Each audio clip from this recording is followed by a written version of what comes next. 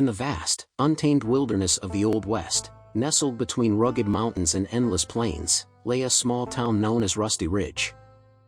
It was a place where the law was often a distant idea, and survival depended on one's wits and grit. The town's heart was its saloon, the Dusty Spur, where cowboys, outlaws, and townsfolk mingled under the watchful eye of its owner, Mae Thornton.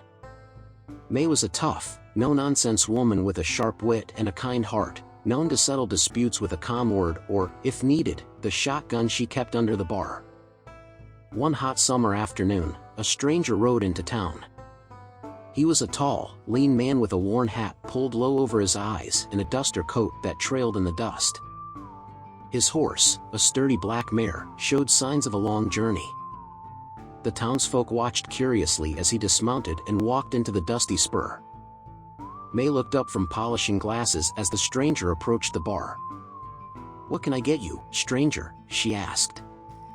"Whiskey," he replied, his voice low and gravelly.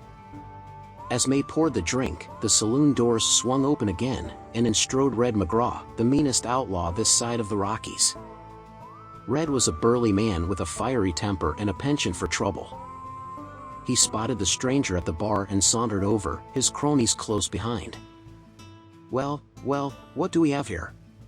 Red sneered. "A new face in Rusty Ridge. What's your name, cowboy?" The stranger took a slow sip of his whiskey before answering. "Name's Colt Harding." A hush fell over the saloon. Everyone knew the name. Colt Harding was a legendary bounty hunter, known for tracking down the most elusive outlaws in the West. Red's sneer faltered, but he quickly recovered. "Big name for a scrawny fella," Red taunted. "You looking for trouble, Harding?" Colt set his glass down and met Red's gaze with steely eyes. "Not looking for it, but I don't shy away from it either." Red's hand twitched towards his gun, but before he could draw, Colt's hand was already on his revolver. The sound of the hammer cocking echoed through the saloon. "You don't want to do that, Red," Colt warned. For a moment, it seemed like Red would ignore the advice, but then he slowly raised his hands and stepped back. "This ain't over, Harding," he growled before turning and storming out of the saloon, his gang following. Mae let out a breath she hadn't realized she was holding. "That was some fine shooting you avoided there, Mr. Harding." Colt gave a small nod. "Just doing my job, ma'am. I'm here to bring Red McGraw to justice." Over the next few days, Colt prepared for the inevitable showdown. He learned about Red's hideout and gathered intel from the townsfolk. Mae, seeing Colt's determination and understanding the danger, provided him with supplies and information.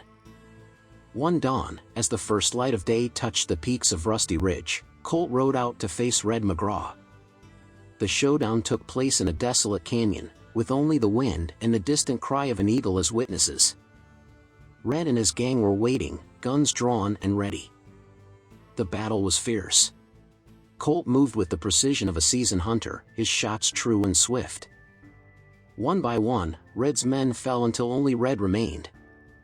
The two men faced each other, the air thick with tension.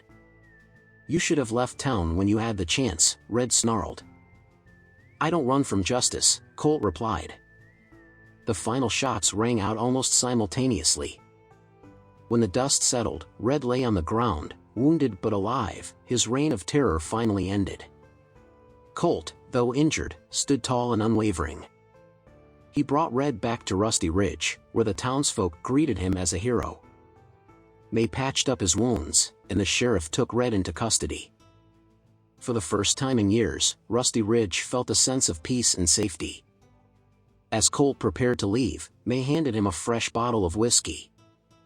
"For the road," she said with a smile. Colt tipped his hat. "Thank you, Mae. Take care of this town."